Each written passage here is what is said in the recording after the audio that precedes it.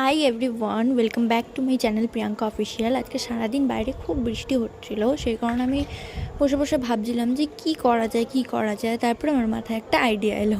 তো আইডিয়াটা কি, এই যে মেহেন্দি। তো আমি এখন বসে বসে মেহেন্দি পরবো, কারণ আমি খুব বোর হচ্ছিলাম। সেই কারণে আমি এখন মেহেন্দি পরবো, তাই মেহেন্দিটা পরে এসে কথা হচ্ছে। টাটা।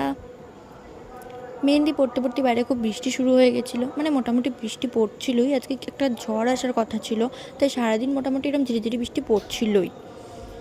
ঝড়টার নামটা এখন আমার ঠিক মাথায় আসছে না, কিন্তু যাই হোক, অত্যাধিক গরমের পরে বৃষ্টিটা খুবই দরকার ছিল, তার উপরে আবার ঝড় মানে ডাবল।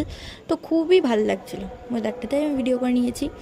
এবার আমি মেহেন্দি পরতে আবার বসে গেছি। এবার হাফ মেহেন্দিটা দেখাতে যাবো, তখনই মা খাওয়ার জন্য ডাক দিয়েছে। আমি মাকে সারাও দিয়ে নিলাম। তো মেহেন্দি লাগিয়ে আমি একটানা ঘুম দিয়ে দিয়েছি। এই যে আমি মেহেন্দিটা দেখাচ্ছিলাম। এবার বাবা সিঙ্গারা এনেছিল, তাই আমি সিঙ্গারাটাও খেয়ে নিচ্ছিলাম, মানে রিয়াকশান দেবো।